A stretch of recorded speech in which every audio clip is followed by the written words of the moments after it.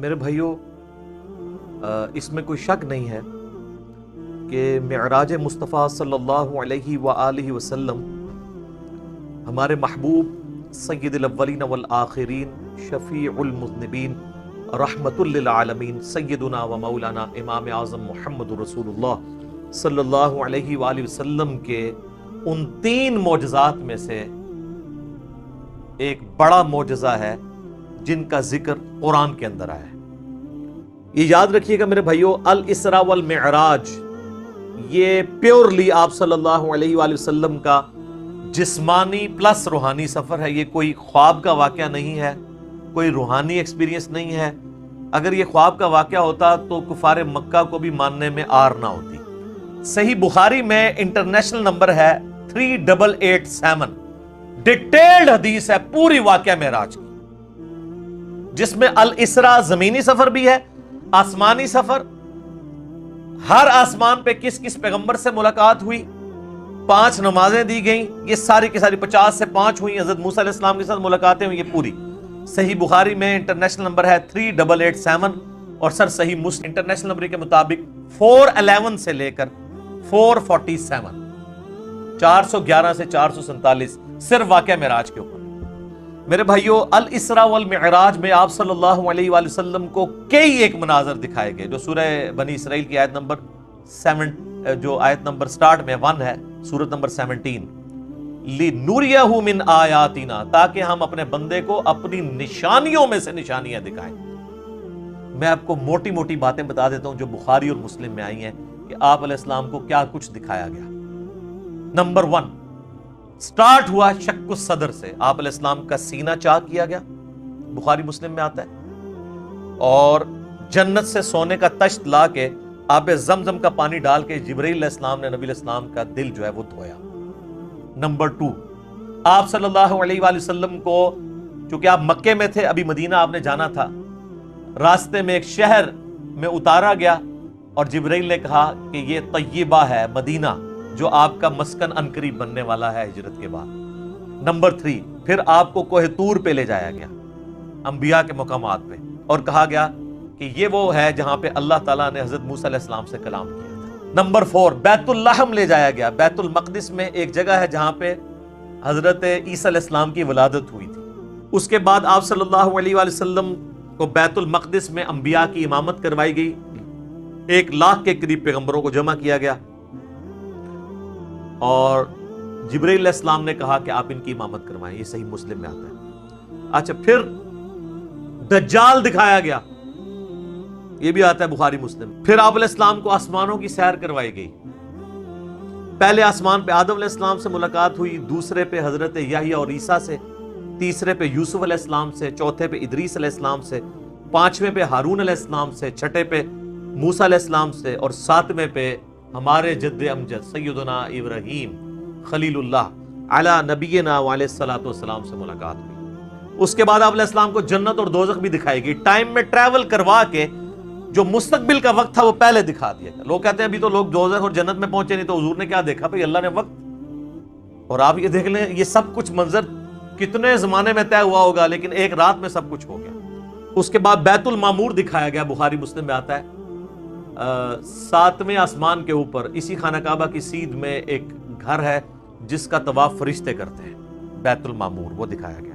اور سب سے بڑھ کے آپ کو سدرۃ المنتہا تک لے جایا گیا، یہ آخری حد ہے، زمین سے جتنی مخلوقات ہیں یا فرشتے ہیں وہ بھی سدرۃ المنتہا سے آگے نہیں جا سکتے، اور سدرۃ المنتہا ہی پہ اللہ تعالیٰ کی ملاقات ہوئی اپنے محبوب علیہ السلام کے ساتھ، اور سورۃ النجم میں اس کا ذکر ہے، وہاں پہ اللہ تعالیٰ نے وحی بھی کی آپ علیہ السلام کو۔ صحیح مسلم میں آتا ہے کہ 3 چیزیں آپ کو وہیں پہ عطا ہوئی۔ نمبر 1، 5 نمازیں، وہ ڈیٹیل بخاری مسلم میں آتی ہے کہ 50 تھی، کم ہوتے ہوئے موسیٰ علیہ السلام کے پاس جب وہ آتے تھے نا 6ٹھے آسمان کے اوپر، تو کہتے تھے حضرت زیادہ ہیں، کم کروائیں، ایک پھیرے ہی بس اور لگنا سی، وہ کو نہیں لگیا، ورنہ وہ 5 کم ہوتے 5 تک رہ گئی۔ پھر اس میں الفاظ ہیں بخاری مسلم میں، اللہ نے کہا کہ میرا قول بھی نہیں بدلے گا، تمہاری امت پڑے گی 5، سورۃ الانعام میں ہے کہ 1 نیکی 10 کے برابر ہے، تو میں ان کو ثواب 10 کا ہی دوں گا، 1 کے بدلے 10 کا، تو نمازیں 50 کے ہی ثواب ملے گا 5 کے گیز میں۔ دوسرا تحفہ دیا گیا سورۃ البقرہ کی آخری 2 آیات، صحیح مسلم میں آتا ہے، آمن الرسول بما انزل الیہ من ربہ والمؤمنون. سر یہ دو آیات وہ ہیں جو اس دنیا میں نازل نہیں ہوئی ہیں، آسمانوں پہ نازل ہوئی ہیں، آسمان سے آسمانوں پہ نبی علیہ السلام کے مبارک سینے میں. اور صحیح مسلم میں آتا ہے کہ تیسری چیز جو آپ کو دی گئی کہ آپ کا جو کوئی امتی شرک نہیں کرے گا نا میں اسے معاف کر دوں گا. تو یہ 3 گفٹ آپ علیہ السلام کو ملے، 5 نمازیں، سورۃ البقرہ کی آخری 2 آیات، اور جو شرک نہیں کرے گا اس کی مغفرت. الاسراء والمعراج میں جو معراج والا پورشن ہے اس میں سب سے زیادہ کنٹروورشل چیز جو آپ نے سوال میں بھی کی وہ ہے نبی علیہ السلام نے کیا شب معراج اللہ تعالیٰ کو دیکھا تھا یا نہیں.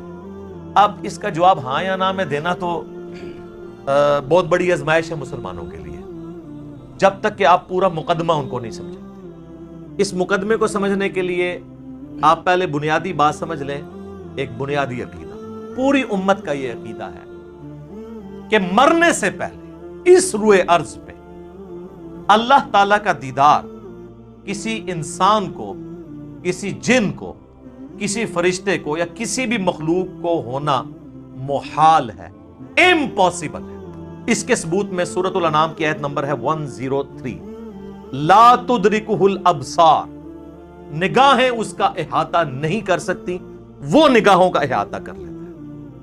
البتہ میرے بھائیو اس کائنات میں ایک ہستی ایسی ہے جسے اللہ تعالیٰ نے اس دنیا میں خواب کی حالت میں اپنا دیدار عطا کیا، اور اس اعتبار سے باقی ساری مخلوقات پہ فوقیت تھی، اور وہ ہمارے محبوب سید الاولین والآخرین، شفیع المذنبین، رحمت للعالمین، سیدنا و مولانا امام اعظم محمد رسول اللہ صلی اللہ علیہ وآلہ وسلم کی مبارک ذات ہے. اور وہ حدیث ہے میرے بھائیو جامعہ ترمذی میں انٹرنیشنل نمبر کے مطابق 3235، اور یہاں خواب کا ذکر ہے. اور یاد رکھیے گا سورہ الصافات کی آیت نمبر 100 سے لے کے 103 تک آتا ہے نا کہ ابراہیم علیہ السلام کو اللہ نے خواب میں بیٹے کی قربانی کا حکم دیا تھا. انبیاء کے خواب وحی الہی ہوتے ہیں. بخاری مسلم میں کئی احادیث ہیں کہ نبوت کا 46واں حصہ خواب ہے. نبیوں کو جو خواب دکھایا جاتا ہے وہ ڈیفینیٹلی وحی الہی ہوتا ہے. تو یہ ترمذی میں جو حدیث ہے، مسند احمد میں بھی، مشکات المصابیح میں بھی، اور اس حدیث کے ساتھ امام ترمذی نے لکھا ھذا حدیث حسن صحیح، یہ حدیث حسن صحیح ہے. اور امام ترمذی نے ساتھ لکھا کہ میں نے اپنے استاد امام محمد بن اسماعیل بخاری، امام بخاری سے پوچھا تو انہوں نے بھی فرمایا کہ یہ حدیث صحیح ہے.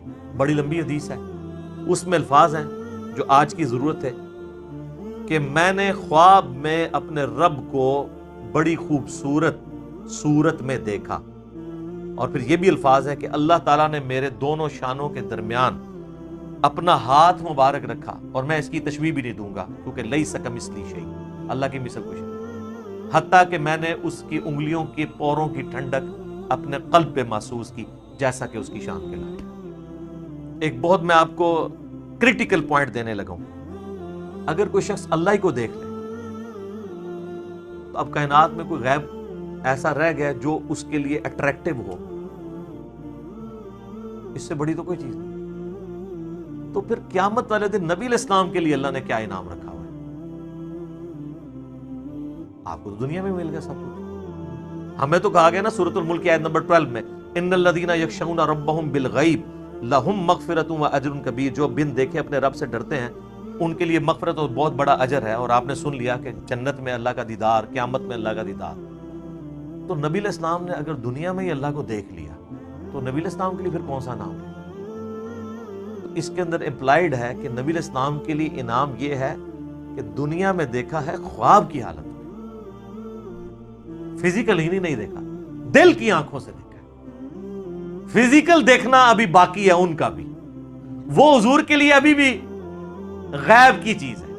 تو آپ علیہ السلام کے لیے بھی انعام باقی ہے. تو جو لوگ اس دنیا میں حضور کا فزیکل دیکھنا مانگتے ہیں یا شب معراج فزیکل دیکھنا مانگتے ہیں تو ان کے لیے علمی چیلنج ہے کہ پھر بتاؤ کہ نبی علیہ السلام کے لیے قیامت اور جنت میں اور کون سا انعام ہوگا اس سے بڑھ کے؟ اگر آپ اپنا سب سے بڑا انعام پہلے ہی اویل کر چکے ہیں، بتاؤ کہ اگر حضور نے بھی اللہ تعالیٰ کو فزیکلی دیکھ لیا جو تمہارا کلیم ہے تو حضور علیہ السلام کے لیے تو اب کوئی چیز نہیں رہے گی باقی. تو خواب میں ہی دیکھا، فزیکلی نہیں دیکھا. شب معراج بھی دیکھا تو پردے میں دیکھا، فزیکلی نہیں دیکھا. شب معراج میں صحابہ اکرام علیہم رضوان کی 3 آراء پائی جاتی ہیں دیدار خداوندی عز و جل کے حوالے سے. پہلی رائے یہ ہے جو صحیح بخاری اور صحیح مسلم میں سیدنا عبداللہ ابن مسعود رضی اللہ تعالیٰ عنہ سے جب پوچھا گیا کہ یہ جو سورۃ النجم کی آیت نمبر 9 ہے، فَكَانَ قَابَ قَوْسَيْنِ أَوْ أَدْنَىٰ، وہ دونوں اتنے قریب ہوئے کہ 2 کمانوں کے درمیانی فاصلہ بلکہ اس سے بھی کم۔ اور پھر اگلی آیت سورۃ النجم کی آیت نمبر 11، مَا كَذَبَ الْفُؤَادُ وَمَا رَأَىٰ، دل نے جو کچھ دیکھا اس کو جھٹلایا نہیں ہے۔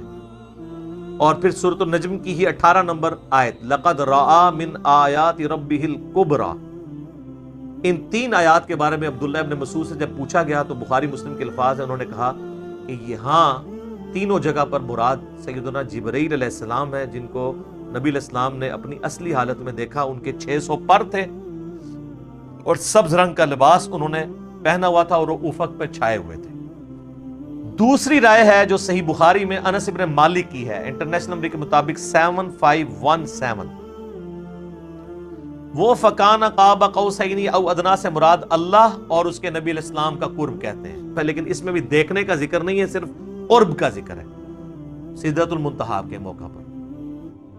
تو کوئی حرج نہیں ہے اگر کوئی قرب کی بات کرتا ہے، دیکھنے کا پھر بھی یہاں پہ ذکر کوئی نہیں ہے۔ پھر صحیح مسلم میں ایک حدیث ہے 443، ابو ذر غفاری کہتے ہیں کہ میں نے رسول اللہ سے پوچھا کہ نبی علیہ السلام یہ بتائیے کہ کیا آپ نے معراج میں اپنے رب کو دیکھا تھا؟ تو سر اب آپ لوگ بھی مان جائیں۔ رسول اللہ نے فرمایا کہ میں رب کو کیسے دیکھ سکتا ہوں، وہ تو نور ہے۔ کلیئر ہو گیا؟ اچھا، اس سے اگلی حدیث ہے صحیح مسلم میں 444، ایک تابعی کہتے ہیں ابو ذر غفاری سے، کاش میں رسول اللہ کے زمانے میں ہوتا نا تو حضور سے ایک سوال ضرور کرتا۔ ابو ذر غفاری نے کہا کون سا سوال؟ اس نے کہا میں نے حضور سے پوچھنا تھا کہ یا رسول اللہ آپ نے شب معراج اللہ کو دیکھا ہے کہ نہیں؟ تو ابو ذر غفاری نے کہا او بچے تو نے کیا پوچھنا ہے، میں خود پوچھ چکا ہوں حضور سے۔ اچھا، تو وہ کہتے ہیں میں نے جب رسول اللہ سے پوچھا تھا تو آپ علیہ السلام نے فرمایا کہ میں نے شب معراج ایک نور دیکھا تھا۔ یہ نہیں کہا، سوال ہو رہا ہے کہ کیا آپ نے اللہ کو دیکھا تھا، تو جواب میں ہونا چاہیے تھا ہاں میں نے اللہ کو دیکھا۔ جواب کیا دیا؟ میں نے ایک نور کو دیکھا تھا۔ ابو ذر غفاری کہہ رہے ہیں کہ حضور نے مجھے یہ جواب دیا۔ اس کی ایکسپلینیشن اس سے اگلی حدیثوں میں ہو رہی ہے، کنزیکٹیو حدیثاں جو 443 444 اور اس سے اگلی 445 اور پھر اس سے اگلی 446 ابو سعید خدری سے کہ نبی علیہ السلام نے فرمایا کہ اللہ کا اپنی مخلوق سے جو پردہ ہے وہ نور کا پردہ ہے، اگر وہ نور کا پردہ ہٹ جائے تو مخلوق تباہ و برباد ہو جائے، تجلی کی تاب نہیں لا سکتی۔ تو وہ جو آیا مسلم میں کہ میں نے نور دیکھا تھا، تو وہ کیا تھا؟ اللہ اور محمد رسول اللہ کے درمیان وہ پردہ تھا، کیونکہ اگلی حدیثوں میں آتا ہے کہ نور وہ پردہ ہے، ورنہ تو کہتے میں نے اللہ کا نور دیکھا، کہا میں نے ایک نور دیکھا تھا۔ اور 443 میں کیا ہے کہ میں اسے کیسے دیکھ سکتا ہوں، وہ تو نور ہے۔ اس کا اپنا نور نہیں دیکھا، پردے والا نور دیکھا، وہ ہٹ جائے تو مخلوق تباہ و برباد ہو جائے۔ بالکل کلیئر کٹ ہے۔ اب اینڈ پہ میں آپ کو اپنی اماں کی رائے بتاتا ہوں جو آپ کو ہضم نہیں ہونی کبھی بھی۔ تو سر یہ صحیح بخاری شریف انٹرنیشنل نمبر 4855 اور سر یہ صحیح مسلم شریف انٹرنیشنل نمبر 439 میں اما عائشہ کی ڈیٹیل حدیث ہے۔ مسروق تابعی کہتے ہیں کہ میں تکیہ لگائے ہوئے سیدہ عائشہ کے پاس حجرے میں پردے میں بیٹھا ہوا تھا۔ اما عائشہ کی عادت تھی کہ وہ اندر ہوتی تھی تو باہر ایک مجلس لگی ہوئی ہوتی تھی، لوگ آگے سوال آپ سے کرتے تھے، ظاہر امت کی استاد ہے، نبی کی بیوی، امت کی ماں ایک اپنے سٹوڈنٹ کو دین سکھا رہی ہیں، پوچھنے پہ نہیں خود سے بتا رہی ہے کہ میرے پاس بنیادی عقائد ہیں تم لے لو۔ اب وہ مسروق تابعی کہتے ہیں میں تکیہ لگا کے بیٹھا ہوا تھا تو میں سیدھا ہو گیا کہ کون سی 3 باتیں ہیں جو اللہ کے اوپر کوئی باندھ دے تو وہ جھوٹا ہے۔ تو میں نے کہا کہ وہ 3 باتیں کون سی ہیں؟ انہوں نے کہا پہلی بات، جو کوئی یہ عقیدہ رکھتا ہے کہ محمد صلی اللہ علیہ وآلہ وسلم نے اپنے رب کو دیکھا تو اس نے اللہ پر بہت بڑا جھوٹ باندھا۔ لو جی، مسروق کہتے ہیں میں تکیہ لگائے بیٹھا تھا، جیسے ہی میں نے یہ بات سنی میں اٹھ کے بیٹھ گیا۔ میں نے کہا اے اماں جان ذرا مجھے بھی کچھ عرض کرنے دیں اور اپنی بات میں جلدی نہ کریں، یعنی میں بھی کوئی اپنے دلائل سامنے رکھنا وا۔ کیا اللہ نے قرآن میں نہیں فرمایا وَلَقَدْ رَآهُ بِالْأُفُقِ الْمُبِينِ؟ وہی آیات سورۃ النجم کی آیت نمبر 9، 11 اور 18 تینوں مسروق نے پڑھی۔ وَلَقَدْ رَآهُ نَزْلَةً أُخْرَى، یہ تو واضح قرآن میں آیا ہے کہ دیکھا اس نے اس کو. اب قرآن میں یہ تو نہیں ہے کس نے کس کو. تو سیدہ عائشہ نے کہا اس امت میں سب سے پہلے میں نے ان آیتوں کو رسول اللہ سے پوچھا تھا. تو آپ علیہ السلام نے فرمایا کہ ان آیات میں مراد جبرائیل علیہ السلام ہے، یعنی میں نے جبرائیل علیہ السلام کو دیکھا، میں نے ان کو ان کی اصلی صورت پر دیکھا، اور 2 بار ایسا ہوا. ان آیات میں اسی کا ذکر ہے کہ ان کو وہ اس وقت وہ اتر رہے تھے آسمان سے، اور ان کے تن و توش کی بڑائی نے آسمان سے زمین تک روک رکھا تھا، افق پہ پھیلے ہوئے تھے، وہی جو عبداللہ ابن مسعود نے کہا. تو اما عائشہ اب مزید علمی دلائل سامنے رکھ رہی ہیں اسی عقیدے پہ. سورۃ الانعام کی آیت نمبر 103 پڑھی، لا تدرکہ الابصار وہو یدرک الابصار، جو ہم پہلے ڈسکس کر چکے. نگاہیں اس کا احاطہ نہیں کر سکتی، وہ نگاہوں کا احاطہ کر لیتا. اور کہا مسروق تو نے یہ آیت نہیں قرآن کی پڑھی ہوئی؟ اور کیا تو نے یہ نہیں سنا کہ اللہ فرماتا ہے وما کان لبشر ان یکلمہ اللہ الا وحیا او من وراء حجاب او یرسل رسولا. سورہ شورى کی آیات کہ کسی انسان کی تو یہ اہلیت ہی نہیں ہے کہ اللہ تعالیٰ اس سے کلام کرے سوائے اس کے کہ اس پہ وحی کر دے، یعنی چپکے سے اس کے دل میں بات ڈال دے، یا حجاب میں گفتگو کرے جس طرح کہ سدرۃ المنتہا پہ ہوئی، یا اس کی طرف کوئی رسول بھیجے یعنی جبرائیل علیہ السلام کو پیغمبر. تو حضرت عائشہ نے اپنی دلیل میں رسول اللہ کی بات بھی کی اور قرآن کی آیات بھی کوٹ کی، اور اماں تو سیدھی آیتیں ہی کوٹ کرتی تھی.